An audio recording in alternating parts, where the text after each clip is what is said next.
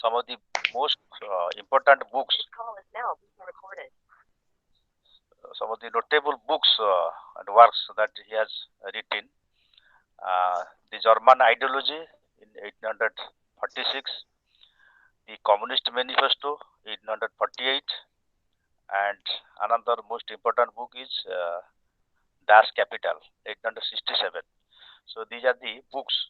Particularly, Communist Manifesto was written by Karl Marx as well as his friend Friedrich Engels. So both of them they wrote this book, and accordingly, the whole society, not only in Russia, in Germany, even in England, America, and India, and accordingly we have a political party, CPI, CPM, Forward Bloc, and so many other political parties are there, and accordingly a revolution came to society, and as a result, what happened when literary texts were produced by writers, authors, they they were highly influenced by it, and accordingly we find, though not in English literature, we find in other regional literatures in India. Sabuja Juga, I think all of you know in Odia, and also Chaya Juga, and uh, uh, many other regional literatures. Marxism became uh, an important brand, and accordingly literary works were produced. And whenever criticism is made, any critics actually they started interpreting the text from the angle of Marxist point of view. So we'll discuss it. Before we uh, enter into discussion, let me tell you some of the important uh, phrases, important words as far as Marxism is concerned. And I think some of you have these ideas, these terms, that is capitalist, working class, proletariat, some important phrases like class and class struggle, dialectical materialism, base, superstructure, center and periphery, uh, bourgeois. So these are the words. These are the words and phrases. And if you have not understood, let me say something on it. Then we will discuss some of the Marxist critics and whatever they have said on Marxism, and what theory they have gained while on the line of interpreting text, and how to criticize a text or how to interpret a text from Marxist point of view. We will also discuss it. Um, Now let me tell you something on these terms. I think all of you know that Marx, he said in his books that the history of the world is the history of class and class struggle. I think as far as Marxism is concerned, class is a very important term. In India, we use caste. We don't use class here. Actually, very often, very often, caste is very important in India, whereas in European nations, uh, they use class. Class means the society consists of two classes primarily. Two classes. One is the proletariat class, the working class, and the other is the capitalist class. Um, so accordingly, capitalists also very often they are called bourgeois, the rich people. Working class actually, as far as again I am coming to this base and superstructure. As far as these working class people are concerned, they constitute um, major portion of society.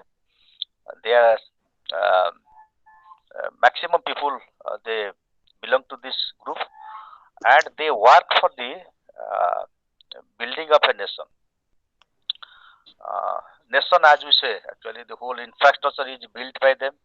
They contribute labor. They create economic production, and the whole economic production is enjoyed by the capitalist group, the bourgeois, and instead of giving importance to them, actually they go on exploiting their labor, their uh, their life, and in this way, these people are neglected, and as a result, what happened? Class and class struggle takes place, and accordingly, Marxist Karl Marx says that this leads to thesis, antithesis, and synthesis. Again, these three terms are also important. Um, thesis, thesis means when originally society actually when it develops, there is a kind of thesis, and in this thesis, what happens? The workers are neglected, they are exploited, and when they go for strike, when they go for struggle, when they go for revolution, accordingly, the old form of government, the old form of society is overthrown, is rejected, and at its place, a new society comes, emerges, a new government comes in, and that becomes an antithesis. And again, when antithesis comes, the people who are struggling to change society, again they tend to corrupt, as power corrupts, and absolute power corrupts absolutely. So accordingly, what happens? Again, thesis which gives rise to antithesis, again again it gives rise to antithesis, synthesis, thesis, antithesis, and in the end, uh, we get synthesis when actually rich and poor, when the capitalist, the working class, they live side by side with a compromise that becomes a synthesis, which happens in a democratic uh, form of government. So this political ideology is given by Marx, and accordingly, dialectical materialism. There is another term. Dialectical materialism means in this way, what happens? A conflict takes place for the sake of matter. That means here matter is the root of all conflicts. Matter means here Marx meant matter means money. It may be money. It may be any industrial product, any forms of economy. That is matter, and matter gives rise to a class. Somebody may be in a rich class or poor class, and accordingly struggle takes place. And this behind this struggle, matter is the root. That means accordingly we know that the haves and have-nots.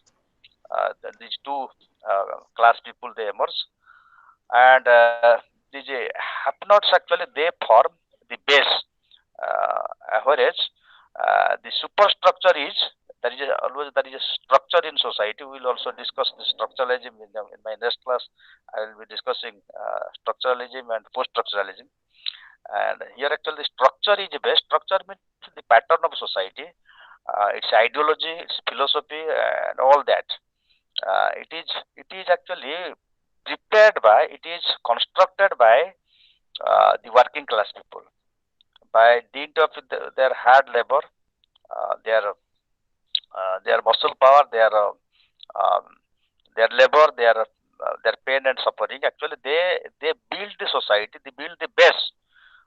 They work in the industry, they work in society, they build roads, buildings, everything.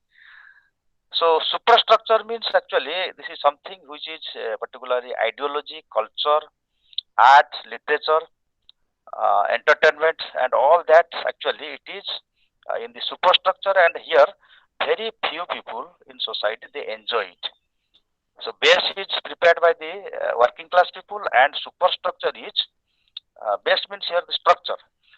The superstructure is built up by the bourgeois, the capitalist, the rich people, particularly the middle class, higher middle class, and the rich people. And they create culture, a kind of culture. I will be discussing when I will discuss some of the Marxist critics and how they enjoy it at the same time, uh, closing their eyes to the pain and suffering of these working class people. As a result, what happens? Discontentment takes place, um, resurgence takes place, and accordingly, revolution is there in society. And sometimes the revolution, as Marx says, uh, here another thing is actually this so-called religion. Religion is also the product of this superstructure. These people they create religion, and as Marx says, religion is the opium of the people. And and in the name of religion, in the name of God, in the name of hell, heaven, and all that. Actually, what happens? These bourgeois, they exploit the base, the working class people, and thereby what happens? Revolution takes place. Sometimes it becomes uh, very, very often it becomes violent, and sometimes it becomes peaceful. But as far as revolution, the history of revolution is concerned, revolution has always been violent, and bloodshed is there, and these working class people, they sacrifice for their life to change society, and accordingly new society comes in. So anyway, these are uh, some of the ideology, some of the important points that Marxist, particularly the particular Karl Marx, Friedrich Engels, and other Marxist critics, they gave this theory, and this is the basic theory for the first time in the history of the world. This is the basic theory where many other theories are derived. These actually so-called other theories, particularly the feminism, the post-colonial theory, cultural theory, um, this again, other theories. Uh, Actually, this postmodern theories, they are the derived theory, but the original theory, actually, for the first time, the critics, while criticizing the text, they try to relate the text to society, and they try to see how in society how the working class people in the text they are treated, and whether the author he has given importance to the working class people or not. So whether the characters in the text, whether they have been treated properly by the author or not, or how the characters they show this class and class struggle given by the Karl Marx. So we'll be discussing this uh, when we discuss some of the critics. Actually, I think I will discuss some of the Marxist critics later on. Let me tell you some of the principles, some of the uh, features of Marxist criticism. That means what about Marxist literary criticism? That means uh, what formula they give, and what are the canons they propose while interpreting a text. Marxist criticism is the belief that literature reflects this class struggle and materialism, as I have already mentioned. Uh, it reflects the class struggle and materialism, and no critics, no reader can overlook it. Uh, if you are a Marxist, immediately you will open the text and you will see how the working class people they have been their stories, their life has been reflected in the text. It looks at how literature functions in relation to other aspects of the superstructure. Superstructure I have already explained, particularly the articulations of ideology. When articulations of ideology takes place, particularly the superstructure ideology, here actually the working class people they suffer, and accordingly, whether the author he has recorded, he has reflected this aspect or not. Like feminist critics, it investigates how literature can work as a force of social change. How literature works as a force of social change. So literature reflects society. We know it. Literature is a social document, and literature is produced in society. And what is literature? Ordinarily, it means it is about the story of human beings, story of uh, some people. It is a mini world. Any piece of literature is a mini world. Mini world means there you find some people, and they constitute a world. And now the question is, from the Marxist point of view, whether it is a just world or unjust world, whether justice is prevailing in it or injustice is prevailing in it. So that is the chief concern of the Marxist or any Marxist reader. If you are a Marxist reader reading a piece of story, or a novel or a play, so according to your ideology, Marxist ideology, immediately you will be interpreting the text from that point of view. Like new historicism, it examines how history influences literature.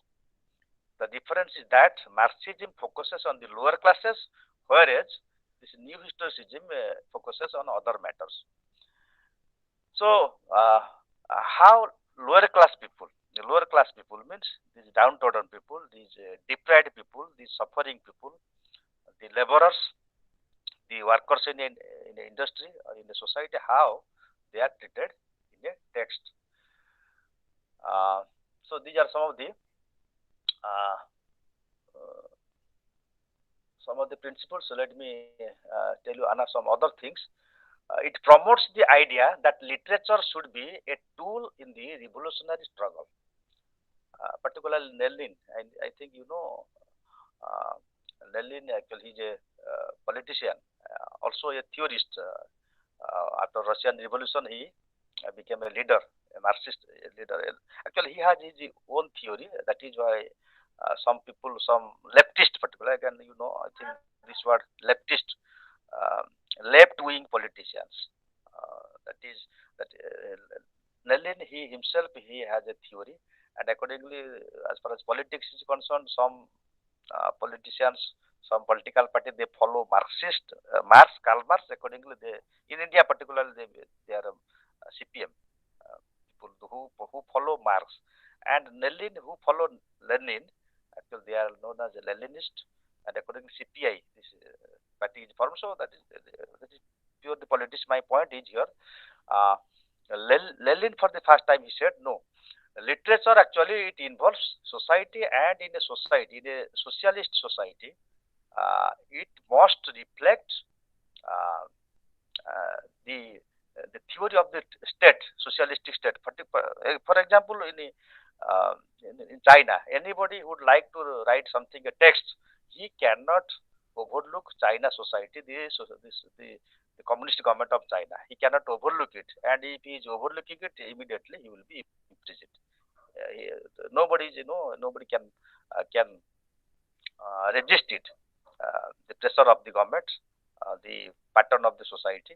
So, for example, in India, though it is a socialistic, though it is a democratic state, you cannot directly you cannot challenge the government.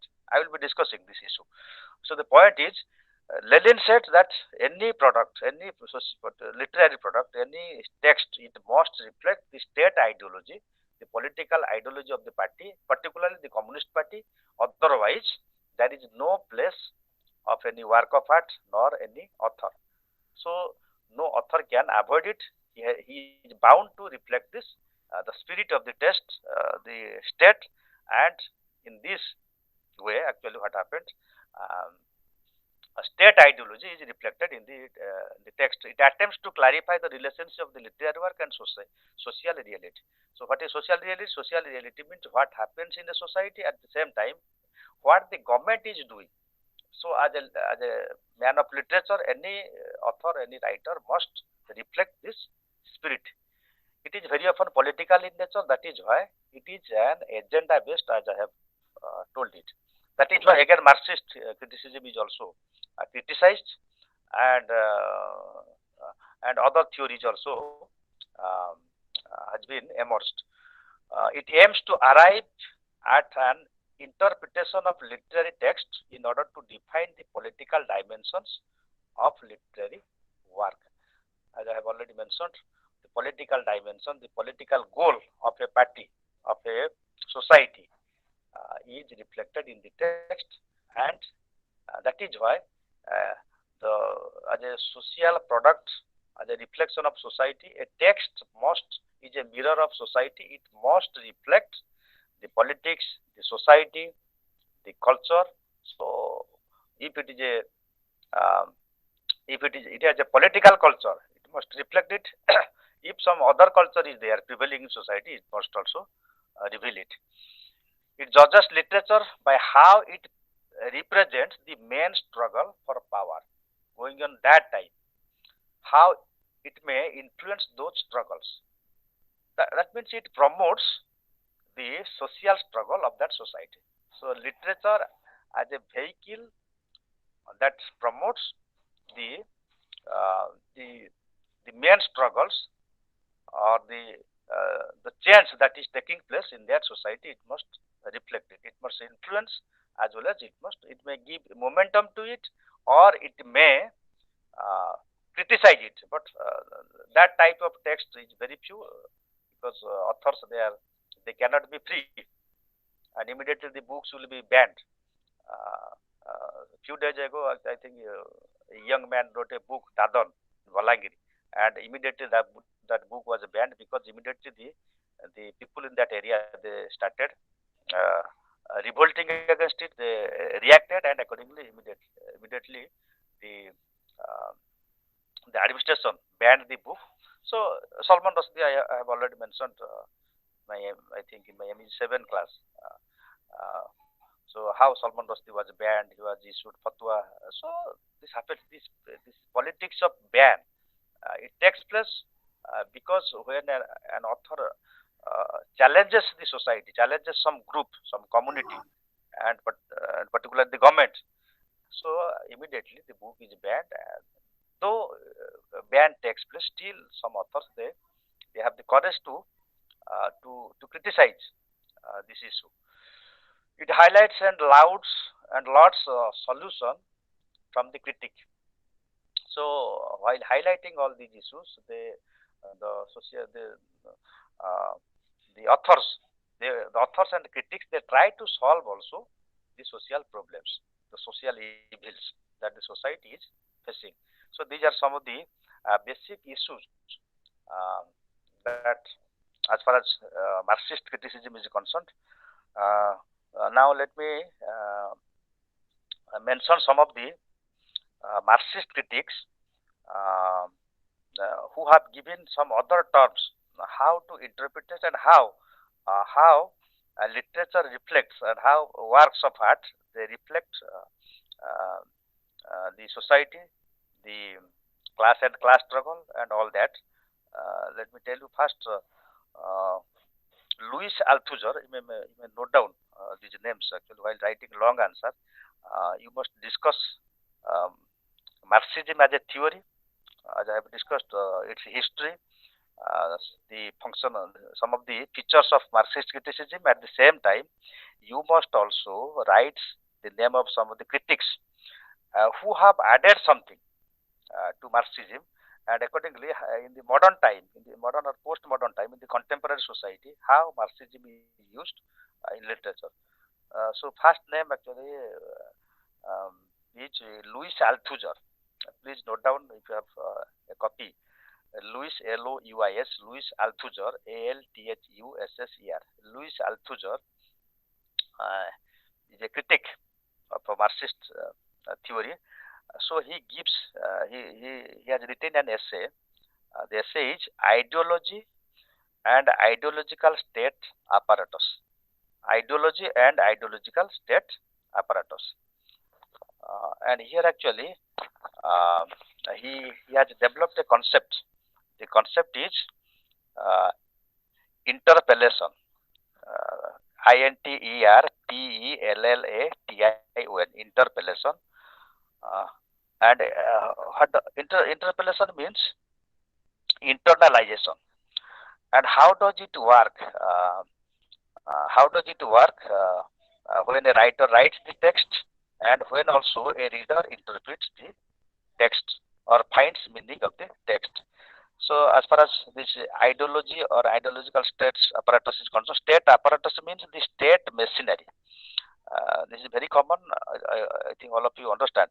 State machinery is there, state apparatus is there, and accordingly, interpellation takes place. Interpellation takes place means internalization of state ideology.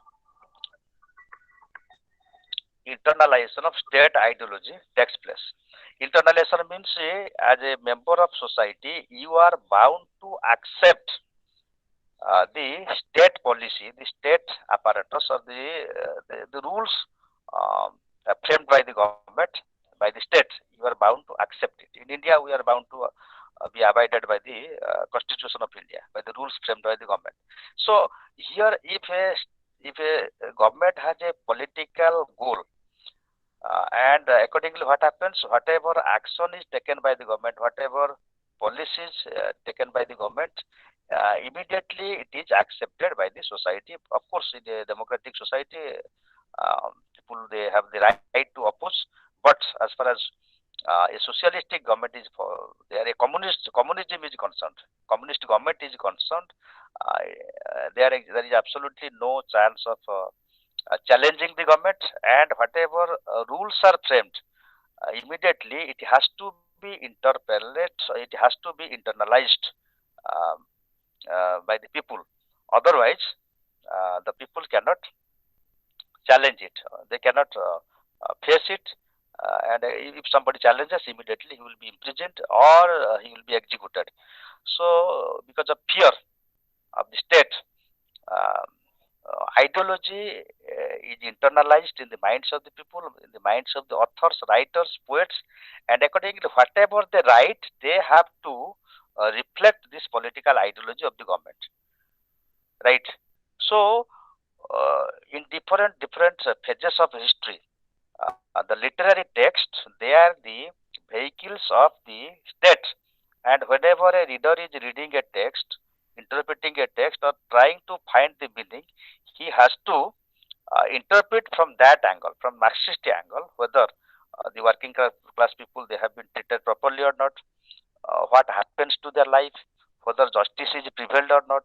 So these are some of the issues, particularly the sociological issues that a reader has to uh, take this angle and accordingly try to get the meaning of the text. Also, the author also being influenced by this ideology of the state, he also reflects the same thing, and the same meaning must be obtained by the reader and while reading the text, while interpreting the text. So this is very important as far as Louis Althusser's this interpellation is concerned.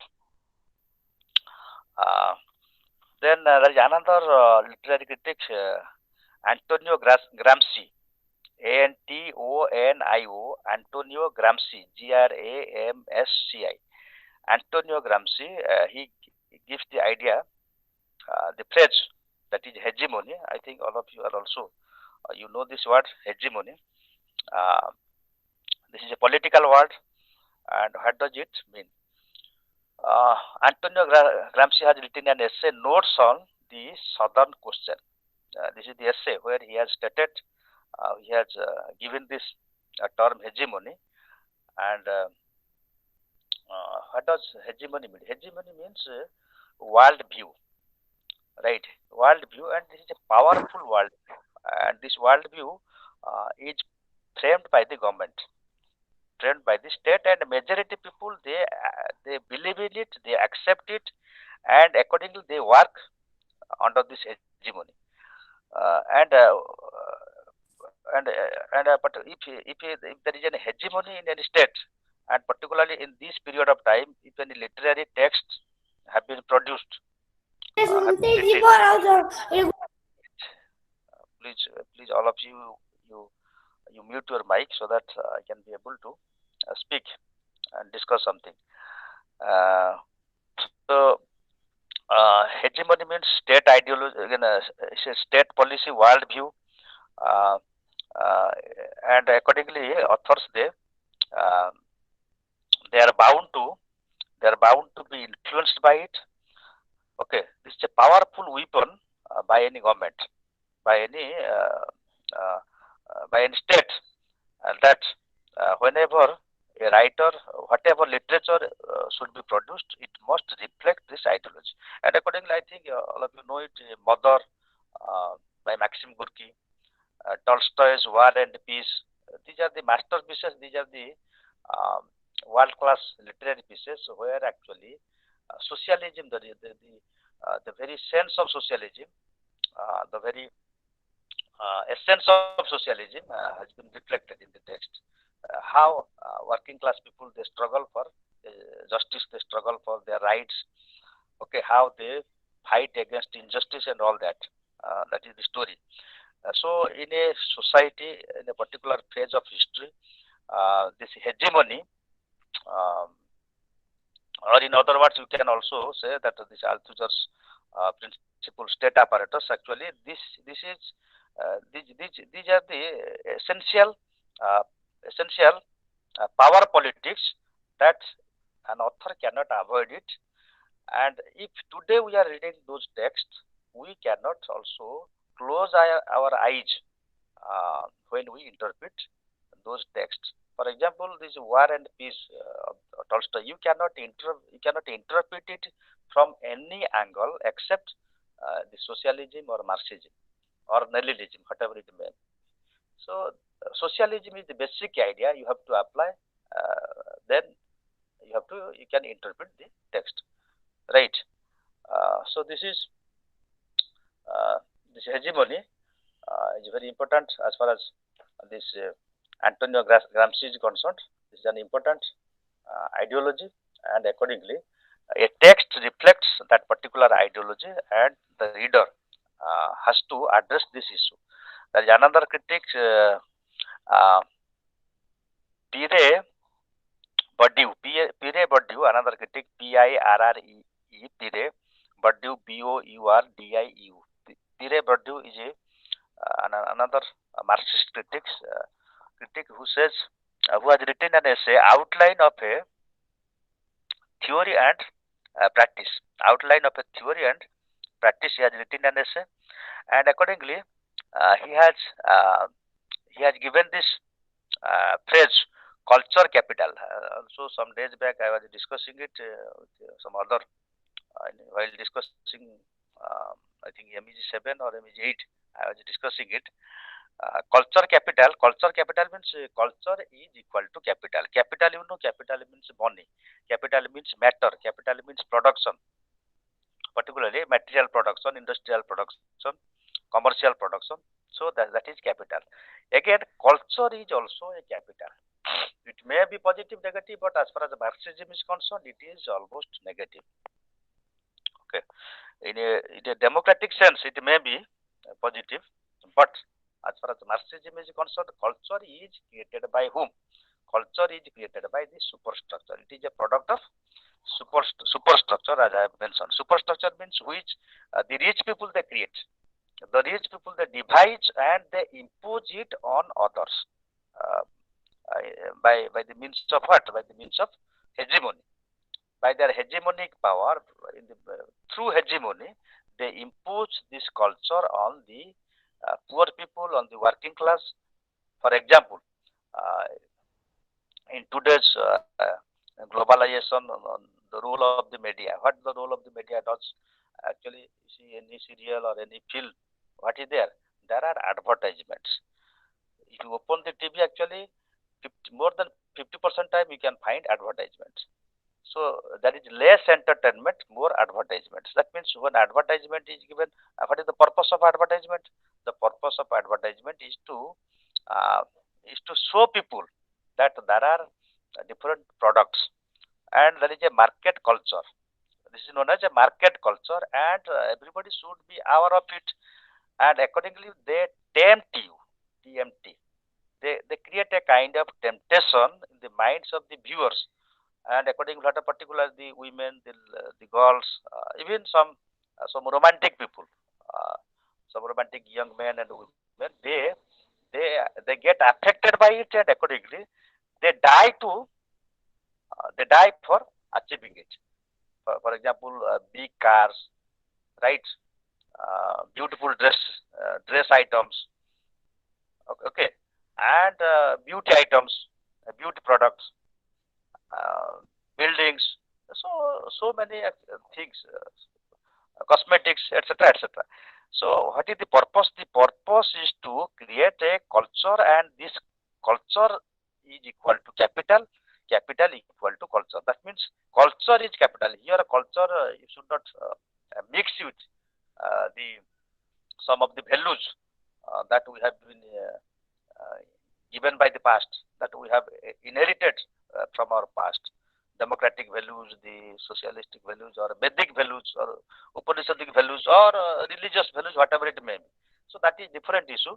But anyway, here as far as um, present day society is concerned, as far as this industrialization is concerned, as far as globalization is concerned. So there is an ideology, there is a hegemony, and there is a market culture, and this is equal to capital. This is known as culture capital, and here the working class people are bound to suffer. And in different texts, in different poems, the authors, the poets, they have reflected it, and you cannot avoid it as a reader, as a sensible reader. You cannot avoid this angle while interpreting, particularly novels. Novels, they are social documents. Very truly, they reflect society. The characters, they are the people from our society. They are people like you and me. So when they suffer because of this market ideology, market culture, so you have to interpret the text accordingly. For example, effect of this globalization. Effect of the globalization means there is little gain but more loss for majority of people. For more loss, how? Because you cannot compete with developed countries, with developed class, with developed society. You cannot compete. It is not easy because they have capital, they have power, they have a superior culture. They belong to mainstream society, and very many people, working class people, they don't have that knowledge. That again, another important thing. This knowledge is also a part of culture. The so-called knowledge, high qualification. Actually, why actually these are very very important because many people also there is another theory. So another theory of exclusion. This is again a postmodern theory of exclusion, and how this theory of exclusion has affected the characters in a novel or in a drama. So exclusion means how people constantly people have been excluded because of this globalization, because of this hegemony, because of the power structure. How constantly people they are excluded, and because of this exclusion, we find Maoism, Naxalism in our society, and also some of the groups, revolutionary groups created in other countries. So these points cannot be avoided while discussing a text, particularly novels, modern novels, postmodern novels, and also some other forms of literature. So this is very very beautiful concept, very interesting concept given by uh, Pierre Bourdieu. And now next is Paul Ricoeur, Paul, Ricoeur.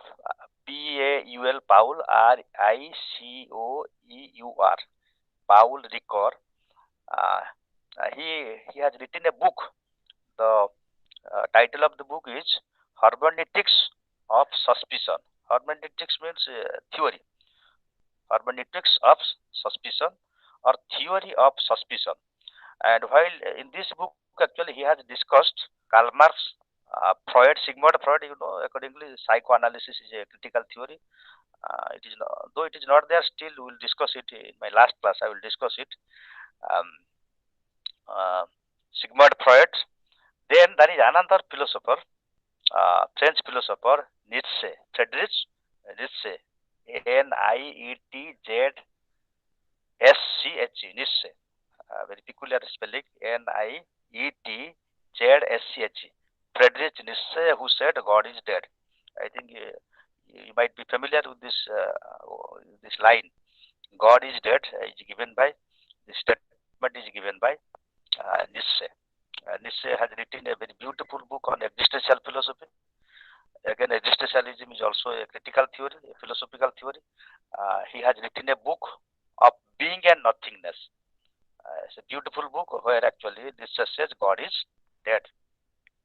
Okay. So here actually, while discussing these three philosophers, these three uh, uh, theorists, he has said something which is very very important. The theory of suspicion. Suspicion means doubt. Uh, Actually, Paul Ricoeur says that that while interpreting text literature, we should doubt more than accept. Our acceptance should be less than our suspicion or doubt. That means very often what happens Also, this is very interesting as far as the deconstruction is concerned. I will be discussing, I think, in my next class. I will be discussing this issue. Deconstruction means actually the author himself, he deconstructs his text. That means whatever he wants to say, he cannot say. Try to understand it deeply, what I'm trying to say. Whatever the author intends to say, he fails. In his own effort, he fails because of this hegemony, because of this power politics, because of some fear. He cannot write many things. Do you understand or not? For example, let me give you another one example. Give example in Ramayana. Actually, in Ramayana, Valmiki uh, failed to actually clear his point. He could not. Uh, he could not say whatever injustice is created by Ram. Let me give one example. There is an episode where Sambuka is a young man, a Sudra young man. He was killed by Ram. And what is the sin he has committed? The sin that he started reading the Vedas. He started reading the Vedas because reading Vedas was not allowed in that time by Sudra, lower caste people. So there was accusation, and accordingly Ram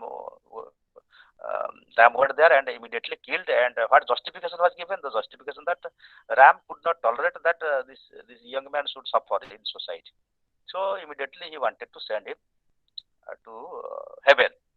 So what does Balmiki actually try to? If you apply your mind Marxist theory, you can say that actually Balmiki actually while narrating this issue, narrating this episode, actually he wanted to say something, but could not able. That means this is an injustice. He could not able to explain it. He could not able to reflect it. He could not able. That means he could not accept this direct approach, saying that Ram committed a sin. So instead, I think I have discussed it with many scholars. They give this interpretation that he wanted that this young man should go to heaven. I think actually no modern reader, no modern human being in today's society nor in tomorrow's society can accept this fact that anybody who is actually um, reading a text or reading something, trying to know something, trying to get knowledge or enlightenment would be punished like this. So these are some of the facts that very often writers they fail. They try to hide it because of state fear, because of this hegemony, because of this power of the state, this uh, this uh, uh, this interpellation or state apparatus. Because of the state apparatus, they they cannot express it directly. So instead, they hide something, and it is the duty of the the duty of the critics, the duty of the readers uh, to to discover these facts, to uh, to see that in which way the author has hidden something, and so this will be possible only if you doubt. Uh, if you find a plot is like this. If you doubt, then you can find more meaning than to accept it. So your doubt will give you a lot of meaning than accepting the surface meaning of the text. So thereby you can interpret better. So it is the duty of the Marxist critics, the Marxist readers to doubt a text, to doubt a character, and to see whatever the inner ideas or meanings the author has tried to suppress it, avoid it, or yeah, whatever he has um, hidden it. So these are some of the um, again another critic is Ernest Mandel, EARNEST, Ernest Mandel, MANDL. Ernest Mandel is he has written a book. The title of the book is Late Capitalism. In this book, actually, what he's saying in late capitalism, he's saying that everything is commodified. Okay, but and also this issue is also addressed by postmodern critics in the postmodern era, particularly the postmodern era, which begins after the end of Second World War. In the postmodern era, actually, this advanced capitalism or late capitalism has a meaning while interpreting a text. The postmodern writers and the readers both actually they should have this knowledge that how everything has been commodified. Commodified means everything is a product, everything is a commodity. So the book is a commodity, the text is a commodity. It may be a poem, it may be a text.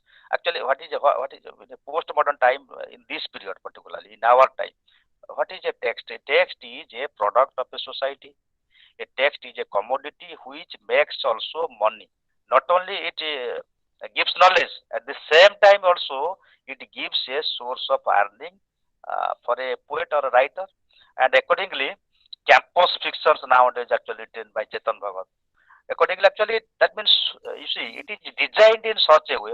Now actually you forget about the text by authors, writers. You now think about the films. So it is there is a design, inner design, that is an hidden agenda. Whatever will be applicable, whatever will be accepted, what is the mode of the mood, what is the mood of the viewers, the readers. Accordingly, films are made. Accordingly, texts have been written so that it can make money. So, so uh,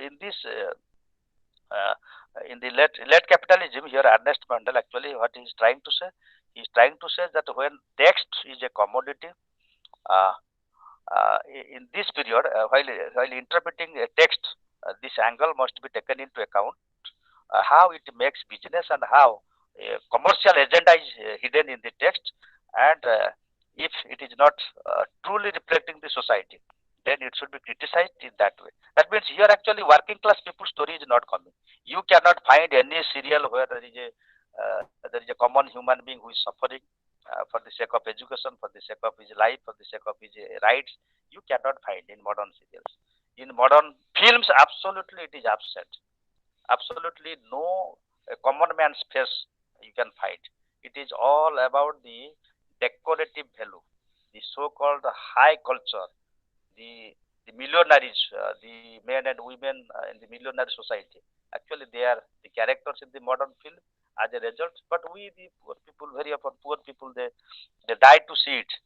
They uh, they give their time to read such kind of text. So the point is, if you are a Marxist, from Marxist point of view, actually, the text should be interpreted like this: whether common man's, uh, uh, whether characters are common human beings, whether they are working class people, whether they are poor people or not. Accordingly, the work has a value. Otherwise, the text, the work of art is useless in a society.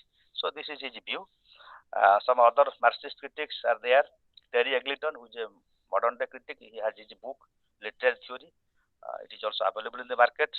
Christopher Codwill, um, Raymond Williams, okay, Friedrich Jameson. So uh, these are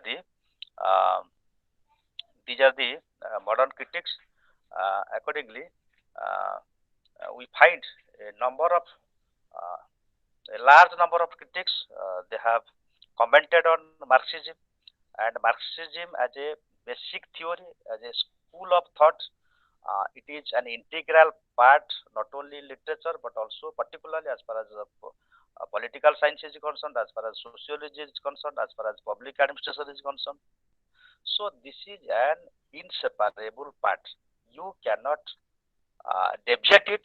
However, Mamta Didi try, he cannot finish Marxism in West Bengal or any political party, rightist political party, however, whoever he or she may belong to any political party. Nobody can challenge Marxism. Marxism as an integral philosophy, it is responsible to give rise to other theories, as I have already mentioned, uh, this feminist theory and other theories, post-colonial theory, cultural theory, whatever theories we are getting today.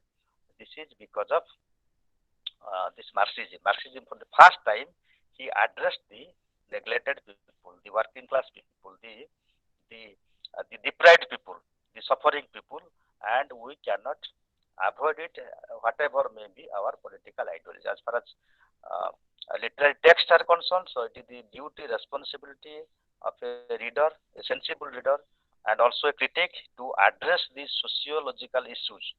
This uh, this issue that in which period of time history the text has been created, and whether the neglected people of that era, they are they are playing, they have a leading role or not, whether their issues have been addressed or not, and accordingly criticism is the criticism of the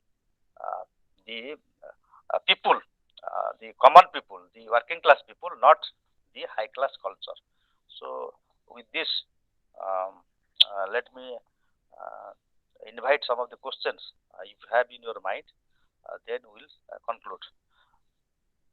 Anybody who has any questions? This is a very interesting theory. I hope some of you have some questions in your mind. If you have, you may please ask me. Otherwise, we'll conclude. And in my next class, I will be discussing um, post-structuralism, that is deconstruction. So that is also again an interesting theory. We are actually in the phase of post-modern critical theory. Though Marxism is a modern critical theory, as far as deconstruction is concerned, feminist criticism is concerned, um, contemporary literary theories are concerned, these are post-modern studies. We'll be discussing. I hope all of you have a very enthusiastic mind, um, very scholarly mind, and I think while discussing all this, some of you, you must be tempted to ask me some questions you have in your mind. Please come forward and ask me, maybe one or two. Please raise some of the questions you have in your mind. Hello. 47 learners are here, as I see. Anybody who has literature honors, maybe English, Odia, or Hindi, it doesn't matter. Literature, uh, uh, the test remains same, the interpretation remains same, the theory remains same. Uh, though in English literature we discuss a lot about critical theories, but also in other regional literatures, Odia, Hindi, they are also they are accepting these theories, and also criticism is a paper, um, almost in all master degree programs, or, as well as bachelor degree programs. Hello, anybody Sir, can you like give the names of Marxist critics once more? Okay, thank you, madam. As I have already mentioned, some of the Marxist critics are. The first I discussed Louis Althusser, right?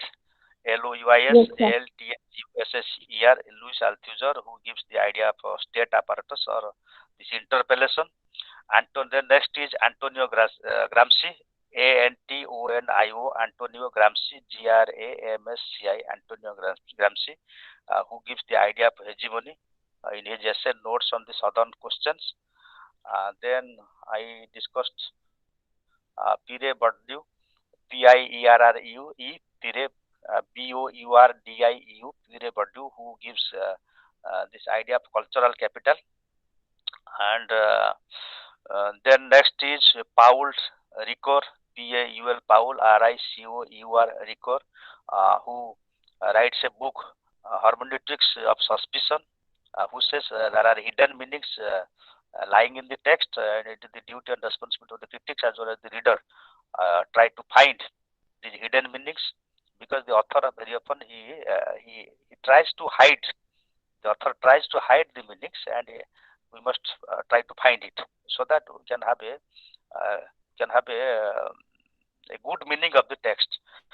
Then Ernest Mandel, Ernestmandel, who gives this theory of late capitalism, where everything is commodified, it's a commodity culture, and how literature is affected, authors they have affected by it, and how also readers have been affected, and how in a postmodern era, how literary texts can be interpreted in a true way. Besides, I also gives the name of Terry Eggleton, Christopher Caldwell, okay, TRRY, Terry Eggleton, EAGLITON, Christopher Caldwell, CHRISTOPHER, Christopher Caldwell, CAUDWELL, Raymond Williams, RAYMOND, Raymond Williams, WILLAMS. So these are some of the critics. At least you try to remember some of the major leading critics, as I have already uh, described earlier. And your MEG 5 material is sufficient. I think a number of critics have been discussed, and try to, while reading the book, try to have a copy and a pen. So while reading, try to note some of the important points. I think it will be sufficient for your examination. With this view, let me conclude here. Thank you, sir. Wishing all the best. Thank you. Sir, Yes. sir, what is the relation between literature and ideology? Okay, madam. Literature is the reflection of ideology. As far as the Marxist criticism is concerned, it is the reflection of an ideology. You see, today, if I have been impressed by BJP ideology. Okay, so BJP government is going is there in our nation. Prime Minister Narendra Modi is our beloved Prime Minister. So if I have been influenced by BJP ideology and my Prime Minister, whenever I write something, I must give importance to it, and accordingly, my literature, my poem, my story will reflect the mood of this time, the trend of this time, the mainstream culture where I belong to. Mainstream culture, do you understand? Mainstream culture means the superior culture. Superior culture means particularly in this period of time, everywhere in India, particularly North India. So that is a Hindutva culture. As far as the Ram Mandir temple issue is there and other issues are there, there is a Hindutva culture, and no author can avoid it. So you are bound to reflect your idea. So this is how ideology influences literature, and literature is the true reflection of an ideology. Though it is not always true. If somebody, a matured artist means very, for example, an aged artist. So if you are a young man, you are bound to be influenced by this ideology, and you will reflect it. If you are a matured, then actually you can resist whatever is happening around you. You can resist it, and accordingly you can create a different kind of literature which may be timeless. As while discussing in my past class, on the 10 tenets of liberal humanism, as Peter Berry says, good literature is timeless. So if you are a matured critic, matured artist, your writing will be timeless. Even your film, if you are creating a film, producing a film, that will also be timeless, not instant, so that it will earn money, and it will also, people will forget it. You understand or not? Some classic songs are coming. I think very few. In some rare cases, classic songs are coming, and you cannot forget it. You will be hearing today and tomorrow, or even day after tomorrow, or even an age after. Your children, they will be also liking some of the songs, some of the characters. So this is how uh, ideology it affects, but in few cases, if mature artists are there, they can avoid it, and better good artists should avoid it. But naturally, it affects naturally. Any Sir. other question? Should we conclude? No, sir. Thank you, sir. Okay.